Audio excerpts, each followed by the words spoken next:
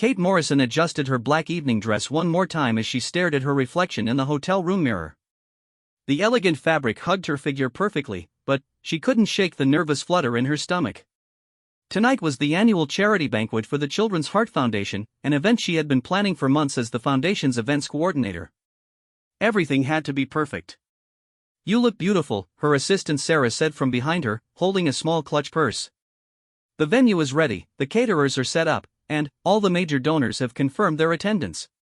You've outdone yourself this year." Kate smiled weakly. She had been working 18-hour days for the past 2 weeks, surviving on coffee and determination.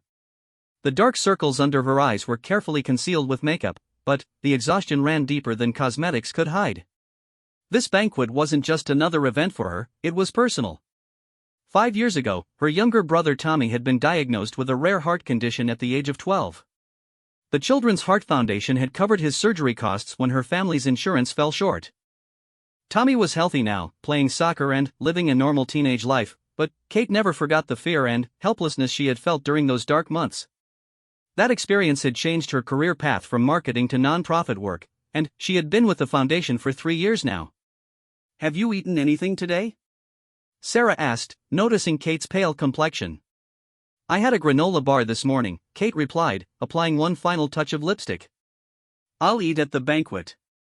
Right now, I just need to get through the next 4 hours." The grand ballroom of the Riverside Hotel was transformed into an elegant wonderland. Crystal chandeliers cast warm light over tables draped in white linens, each centerpiece featuring white roses and baby's breath.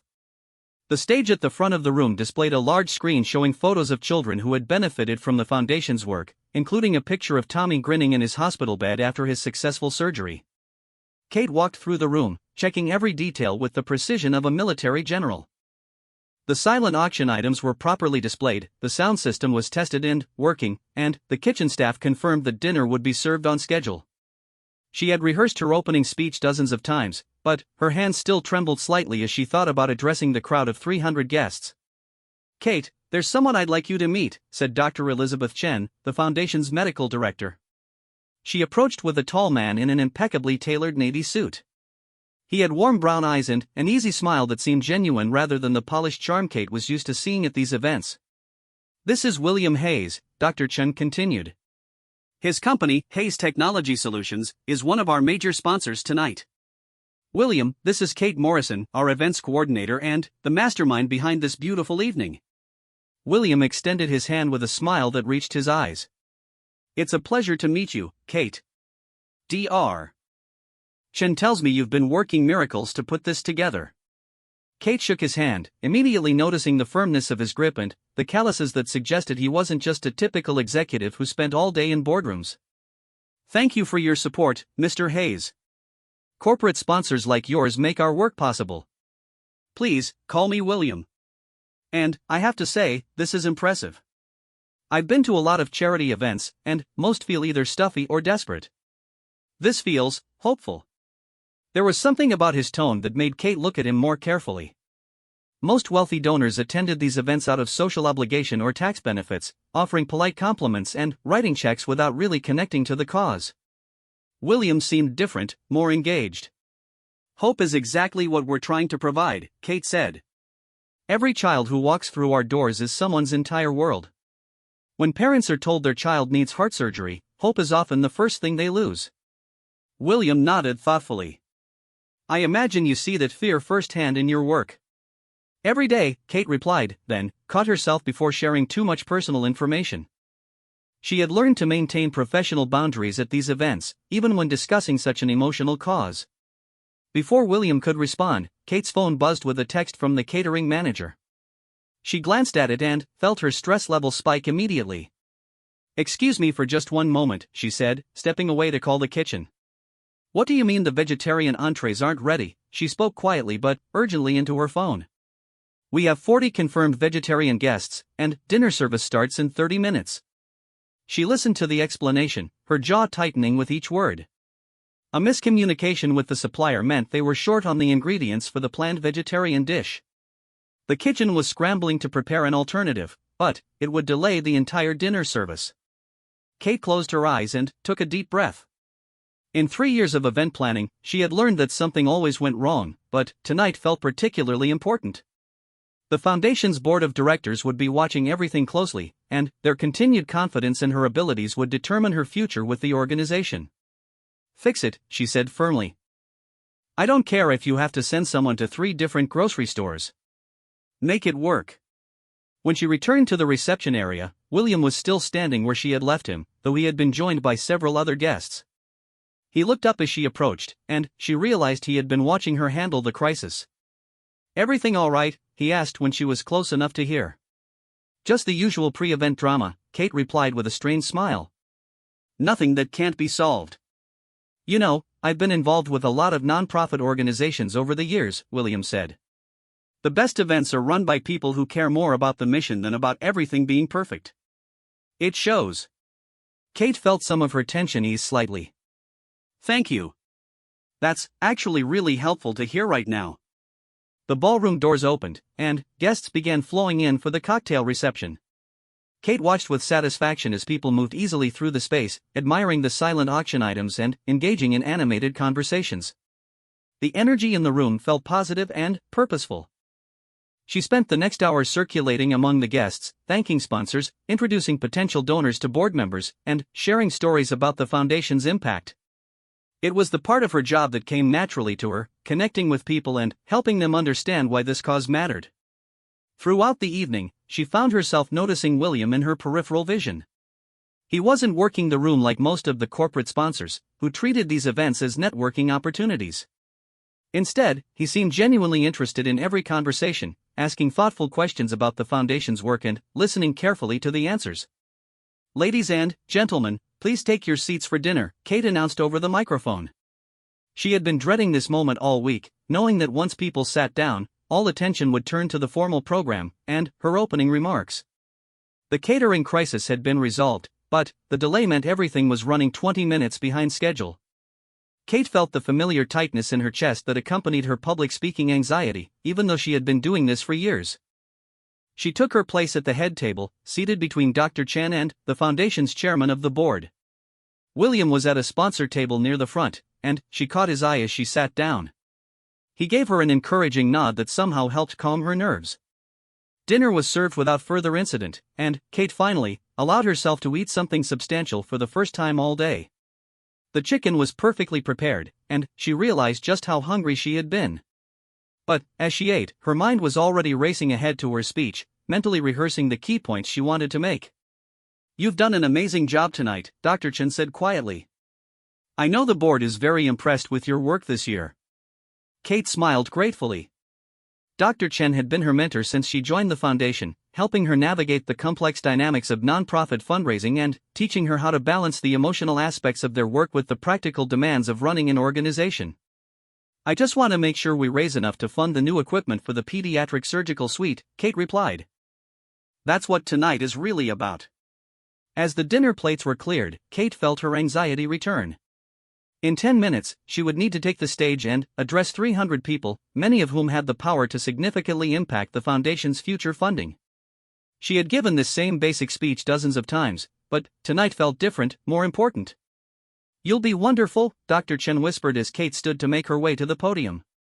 Kate walked to the stage on slightly unsteady legs, attributing her shakiness to nerves rather than the exhaustion and lack of food that had been building for weeks. She had learned to push through physical discomfort when necessary, a skill that had served her well in the demanding world of nonprofit work. The lights dimmed as she reached the microphone, and the large screen behind her displayed the Children's Heart Foundation logo. 300 faces looked up at her expectantly, and she took a moment to center herself before beginning. "Good evening, and welcome to the Children's Heart Foundation's annual Heart of Hope Banquet," she began, her voice steady despite her inner turmoil. "Tonight, we gather not just as donors and supporters, but as a community united by a simple truth: every child deserves the chance to grow up healthy and strong." The opening lines came easily, practiced from years of similar speeches. But, as she continued, Kate began to feel something she couldn't quite identify, a strange lightness in her head, as if she were floating slightly above herself. 5 years ago, she continued, her voice growing more personal, a 12-year-old boy named Tommy was diagnosed with a heart condition that threatened to steal his childhood, his dreams, and possibly his life. She paused, seeing Tommy's face in her mind, not just the hospital photo on the screen behind her, but his face when the doctors first delivered the diagnosis, pale and frightened in their parents' living room.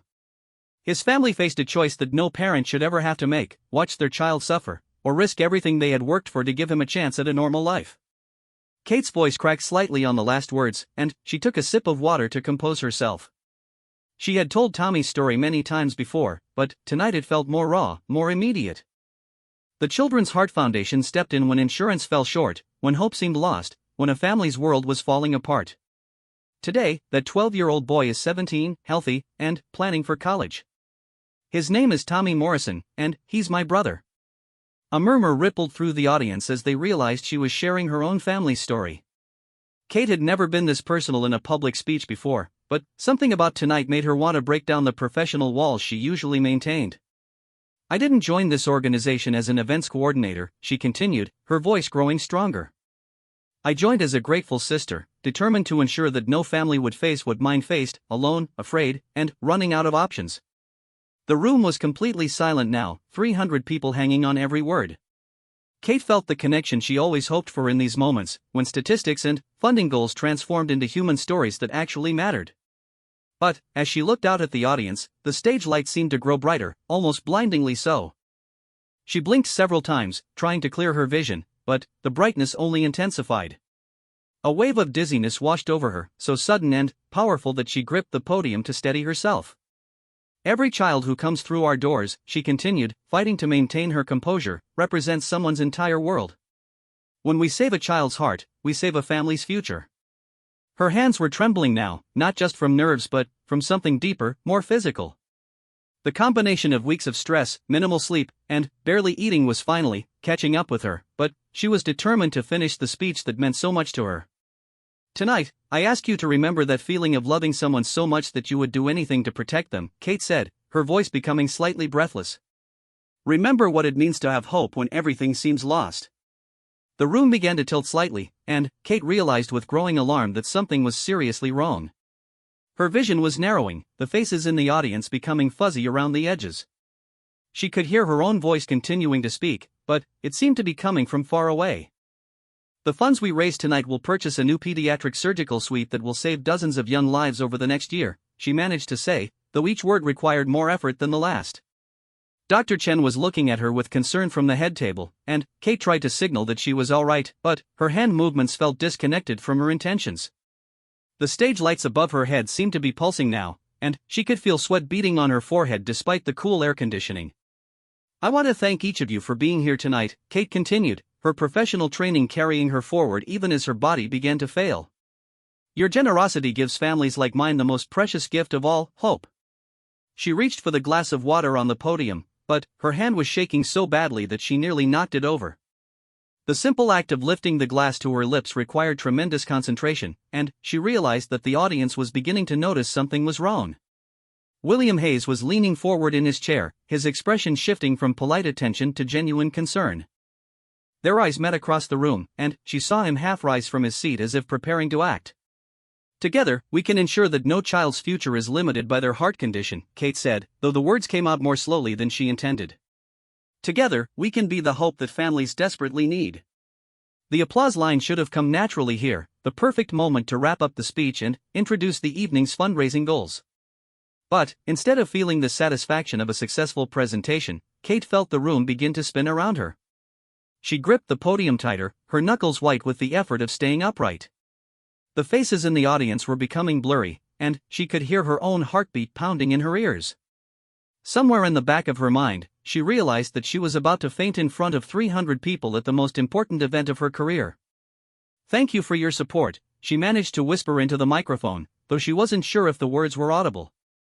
The last thing Kate remembered was seeing William Hayes rise from his chair and move quickly toward the stage, his face filled with an urgency that cut through her fading consciousness. Then, the world went dark, and she felt herself falling forward, away from the podium and toward the hard floor of the stage. William Hayes had been watching Kate Morrison throughout the evening with growing admiration and concern. As a successful businessman who attended countless charity events, he had developed a keen eye for distinguishing genuine passion from polished performance. Kate was clearly the real thing, someone who lived and breathed her cause rather than simply managing it as a job. But, during her speech, William noticed subtle changes that the rest of the audience seemed to miss. Having grown up with a diabetic sister, he had learned to recognize the early signs of medical distress. Kate's slight tremor, the way she gripped the podium, and the barely perceptible change in her voice pattern all triggered alarm bells in his mind. When he saw her reach unsteadily for the water glass, William quietly pushed back from his table and moved toward the stage. His instincts told him that Kate was in trouble, even if she was fighting valiantly to hide it. Years of emergency response training from his military service had taught him to trust those instincts and act decisively. As Kate whispered her final thank you, William saw her body begin to sway. Without hesitation, he vaulted onto the stage just as she collapsed forward. His arms caught her mid-fall, cradling her unconscious form against his chest as gasps echoed through the ballroom. "Someone call 911, William commanded, his voice carrying the authority of someone accustomed to crisis situations. "And, clear some space back here." Dr. Chen rushed to the stage, her medical training taking over as she knelt beside them. "Lay her down flat," she instructed, checking Kate's pulse and breathing. "Kate? Kate, can you hear me?" William gently lowered Kate to the stage floor, positioning himself to shield her from the staring crowd. Her face was pale but peaceful, her breathing steady but shallow. He found himself stroking her dark hair back from her forehead, surprised by the tenderness of the gesture. "Is she going to be okay?" he asked Dr. Chen, though he kept his voice calm to avoid adding to the panic rippling through the audience. "Her pulse is steady but weak," Dr. Chen replied, loosening the collar of Kate's dress. "It looks like exhaustion and low blood sugar." "When did she last eat?" "She mentioned having a granola bar this morning," said Sarah, Kate's assistant, who had appeared beside them with tears in her eyes. "She's been working 18-hour days for 2 weeks straight. I kept telling her to slow down." William felt a surge of protective anger toward anyone who had allowed Kate to push herself to this point. "Has this happened before?" "Never," Sarah replied. "Kate's the strongest person I know. She never complains, never takes breaks. I should have seen this coming." The paramedics arrived within minutes, efficiently taking over Kate's care while William reluctantly stepped back.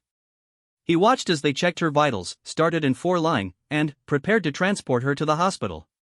Throughout the process, Kate remained unconscious but stable. "I'm going with her," Dr. Chen announced, grabbing her purse from the head table. "So am I," William said without thinking. The words surprised him as much as they surprised Dr. Chen, but he felt a fierce need to ensure Kate's well-being that went far beyond normal concern for an acquaintance. Dr. Chen studied his face for a moment, then nodded. "Sarah, can you manage things here? Keep the fundraising going if possible. Kate would want that." "Of course," Sarah replied, though her voice shook slightly. "Just, please call me when she's okay." As the paramedics wheeled Kate toward the exit, William found himself walking beside the gurney, his hand hovering protectively near her shoulder. He had known this woman for less than 3 hours, yet something about her vulnerability and strength had affected him profoundly. In the ambulance, William sat in the small passenger area while Dr. Chen rode beside Kate, monitoring her condition. The paramedic reported stable vital signs, but Kate remained unconscious, her face still too pale under the harsh ambulance lighting. "You didn't have to come," Dr. Chen said quietly, glancing at William. "Most sponsors would have sent flowers tomorrow." "I'm not most sponsors," William replied, unable to take his eyes off Kate's still form. "There's something special about her." Dr. Chen smiled knowingly. "Kate has that effect on people. She's been like a daughter to me since she joined the foundation. Brilliant, dedicated, compassionate, and completely incapable of taking care of herself." "How long has she been working at this pace?" William asked. "Too long. Kate throws herself into every project like the world depends on her success. Tonight's banquet has been her obsession for months. She's raised more money in 3 years than our previous coordinators raised in 10. William nodded, understanding that drive all too well. He had built his technology company through similar obsessive dedication, though he had learned the hard way that success meant nothing if it cost your health or relationships. The hospital emergency room was typically chaotic, but Dr. Chen's medical credentials expedited Kate's admission. William found himself pacing the waiting room, checking his phone repeatedly for updates while trying to understand why he felt so invested in the recovery of someone he had just met. "Mr. Hayes?" A young nurse approached him. "Dr. Chen asked me to update you." "MS." Morrison is conscious now and responding well to 4 fluids and glucose. She's asking about the banquet. William smiled despite his worry. Even semi-conscious in a hospital bed, Kate was thinking about her responsibilities. Can I see her? She's asking for you specifically, actually. Room 314. William took the elevator up, his heart rate increasing with each floor. He had faced hostile corporate takeovers and military combat situations with less anxiety than he felt approaching Kate's hospital room. Something about her had gotten under his skin in a way he couldn't quite explain. He knocked gently on the doorframe before entering. Kate was propped up in bed, and 4-line in her arm and color slowly returning to her cheeks. Her dark hair was messed from the paramedics' ministrations, but her eyes were alert and embarrassed. "Oh God," she said as soon as she saw him. "I'm so mortified. Please tell me I didn't completely destroy the banquet." William pulled a chair close to her bedside. "You gave the most moving speech I've ever heard at a charity event, and then, you provided everyone with a dramatic reminder of exactly why your cause matters, the importance of taking care of people's health." "That's a very charitable way of describing my complete professional failure," Kate replied with a weak laugh. "Kate, you didn't fail. You pushed yourself beyond human limits to create something beautiful for a cause you believe in." "That's not failure, that's heroic stupidity." She looked at him with surprise, then burst into genuine laughter. "Heroic stupidity. I like that better than professional failure." "Dr. Chin tells me you haven't been eating or sleeping properly for weeks," William continued, his tone becoming more serious.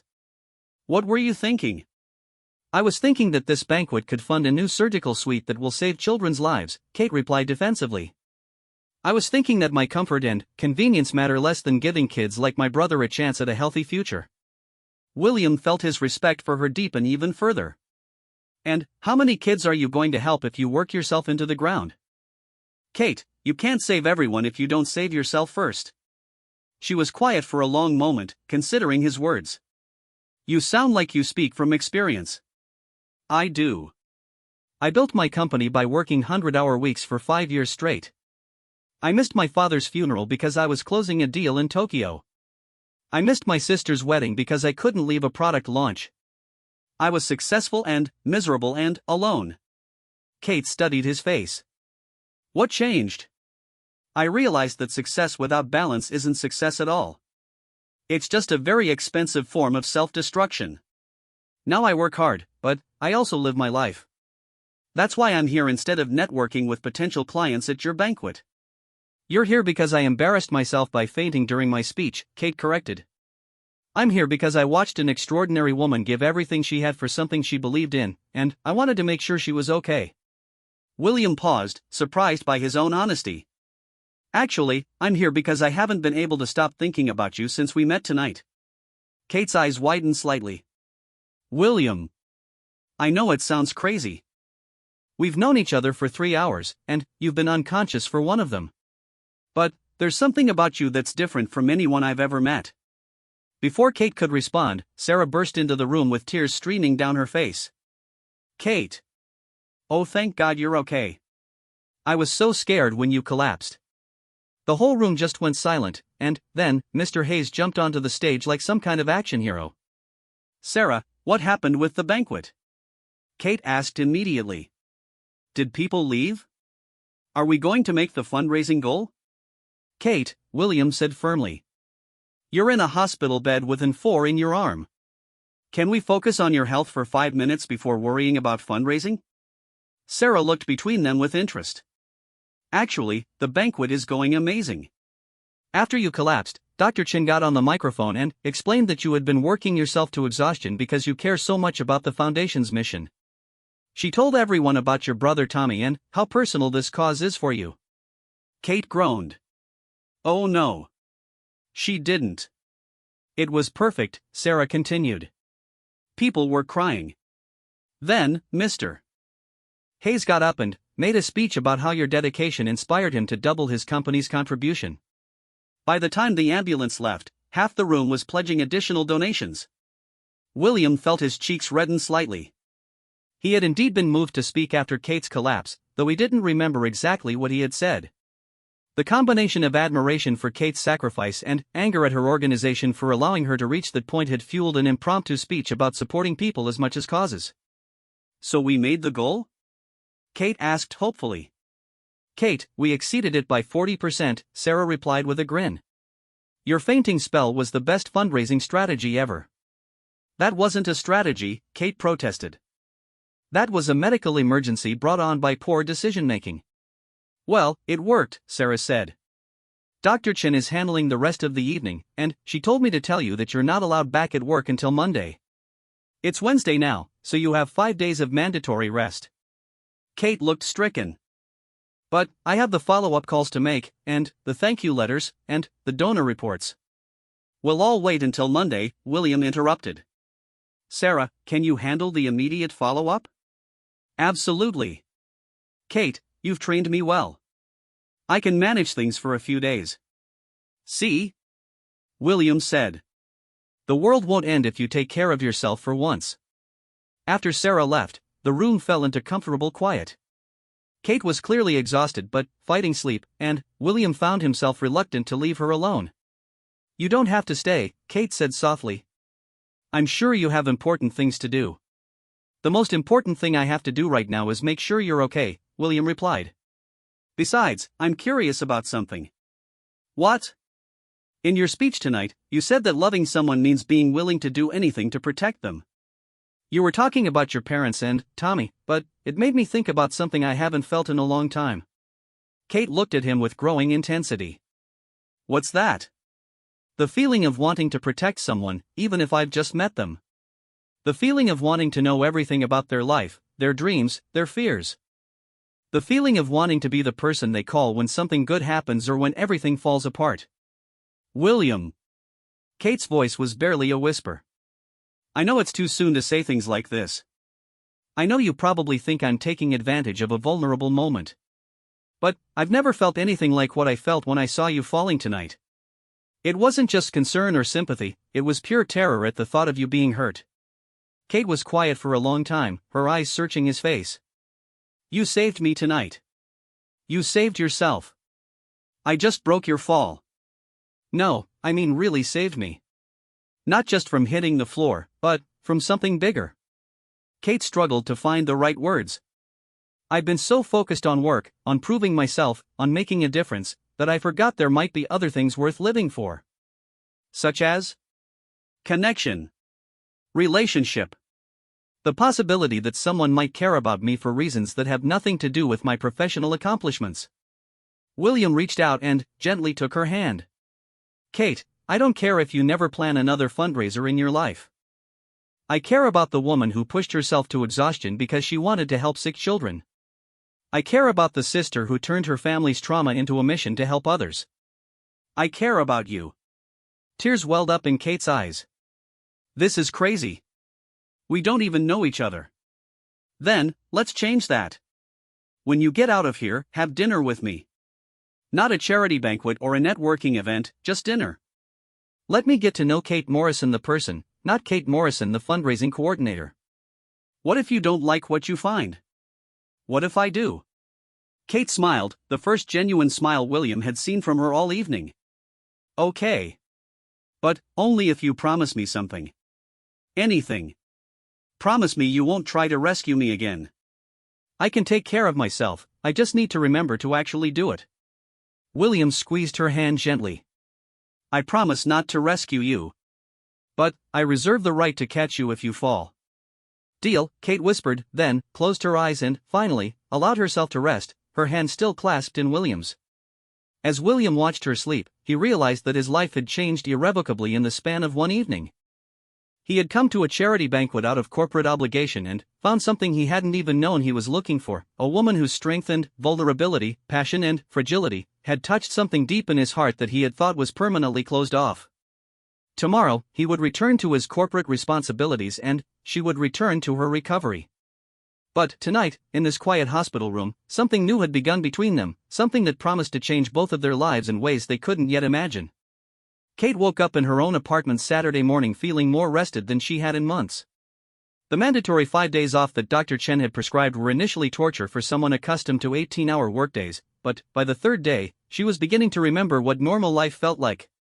Her phone buzzed with a text from William. "Good morning. How are you feeling today? Any plans to conquer the world before noon?" She smiled, settling back against her pillows. Over the past 3 days, William had sent her thoughtful messages every morning and evening, not overwhelming or clingy, but consistent enough to show he was thinking about her. They had talked on the phone for hours the night before, conversation flowing effortlessly between childhood memories, career ambitions, and the kind of random observations that reveal personality. Feeling remarkably human, she texted back. Currently conquering the complex challenge of making pancakes without burning them. Impressive. I'll be over in an hour to assess your pancake making skills.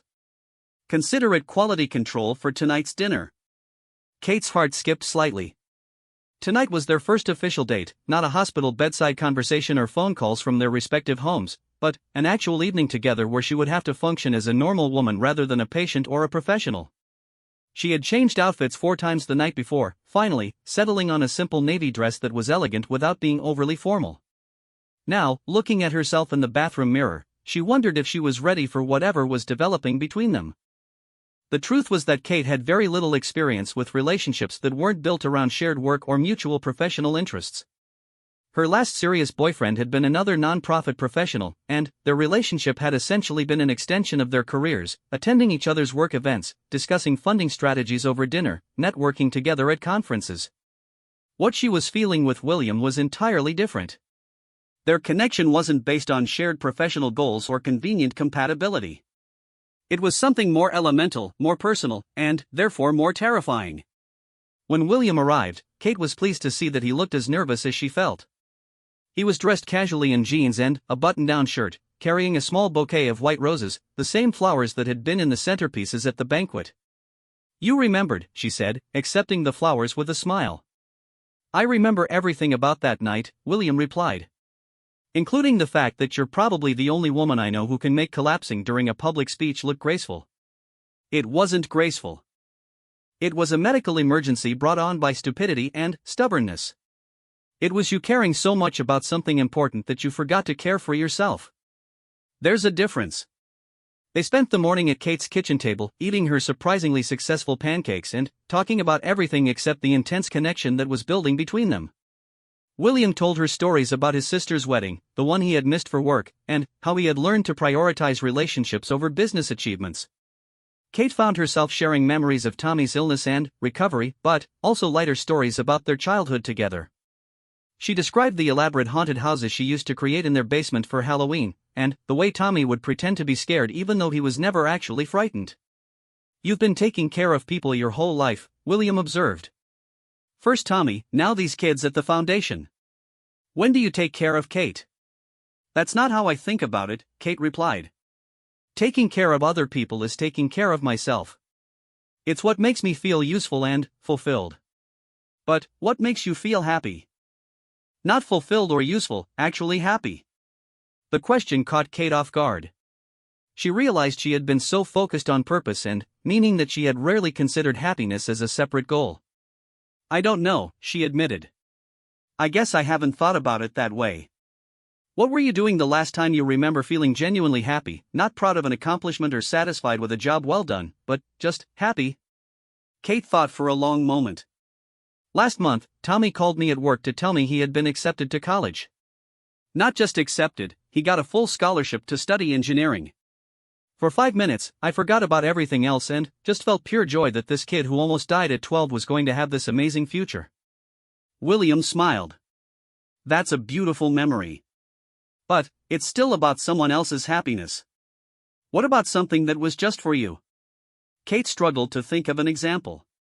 Most of her happiest memories involved other people's successes or overcoming challenges to help others. She had built her entire identity around being useful, reliable, self-sacrificing. "This," she said finally. "Right now, sitting here with you, eating pancakes and talking about nothing important. I can't remember the last time I felt this peaceful." William reached across the table and took her hand. "Kate, can I tell you something that might sound presumptuous?